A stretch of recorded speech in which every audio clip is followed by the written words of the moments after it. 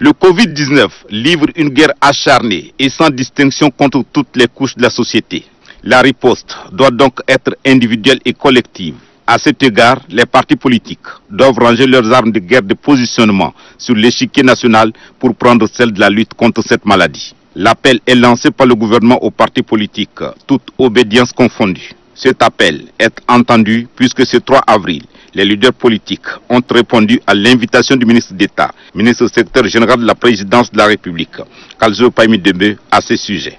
Avant d'appeler les leaders politiques à l'union sacrée contre le coronavirus, Kalzo Paimi Debe a tenu à leur restituer toutes les actions entreprises par le gouvernement dans cette lutte.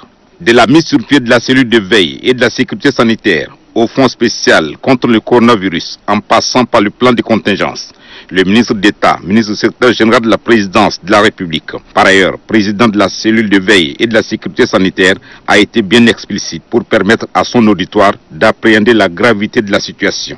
Dans un tel contexte, les leaders politiques ne peuvent que s'aligner sur la même ligne avec le gouvernement pour faire face à l'ennemi commun. Nous, au niveau de la classe politique, nous ne pouvons qu'encourager le gouvernement par rapport à toute activité qu'il est en train de mener pour pouvoir endiguer la pandémie du coronavirus. Parce que cette maladie est arrivée par surprise. Ça a également surpris nos petits frères étudiants du Cameroun où, pour des mesures de sécurité alimentaire, ont réussi à traverser la frontière du Cameroun et qu'ils sont un peu partout. Et le gouvernement est en train de prendre des mesures, soit sécuritaires, sanitaires et alimentaires, pour pouvoir aider nos petits frères à recouvrer leur liberté au moment venu. Mais ce confinement ne veut pas dire qu'on empêche à ces jeunes Tchadiens de rentrer dans leur pays. Sinon, ce que nous pouvons déplorer jusqu'à aujourd'hui, c'est le couvre-feu. Le couvre-feu est intervenu de façon très brusque et par rapport au mode de vie des Tchadiens, nous avons estimé que 19 heures, c'est très tôt. On pouvait pousser légèrement à 21 heures et lever à 5 heures du matin parce qu'il y a certaines activités administratives et de sociétés qui commencent un peu plus tôt que 6 heures. Donc voilà un peu la fausse note ou bien quelques erreurs que moi personnellement j'ai constatées.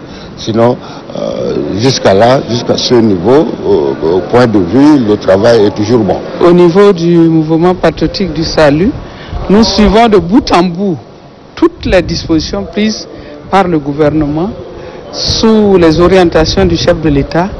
Et à notre niveau même, nous avons essayé de faire le même travail progressivement avec le comité national de veille. Je pense que toutes les mesures qui ont été prises, les dispositions d'une manière générale, c'est pour la vie des Tchadiens. De tous les cas que nous avons reçus ici, qui sont décelés, c'est des cas qui nous viennent d'ailleurs. Et donc, les mesures prises, par exemple, la fermeture de l'aéroport, les frontières, c'est pour éviter que d'ailleurs, on puisse nous trimballer ce virus-là. Et donc, le peuple tchadien, qui est cher à son Excellence, Monsieur le Président de la République, président fondateur de notre mouvement, je pense que nous ne pouvons qu'encourager cela et renforcer aussi de notre côté avec les commissions qui sont mises en place pour nous permettre d'avoir une vue d'ensemble sur cette situation et protéger la vie des Tchadiens et des Tchadiennes que nous sommes. Nous saluons et nous encourageons, et s'il y a à faire davantage, nous allons le faire. Le couvre-feu, c'est difficile, parce que les Tchadiens, en majorité, vivent au quotidien. C'est difficile, mais nous sommes tenus de le faire pour la santé des Tchadiens. Nous sommes obligés de le faire, et je trouve que c'est plus léger que si on devrait aller tous en confinement, alors la situation va être encore très grave.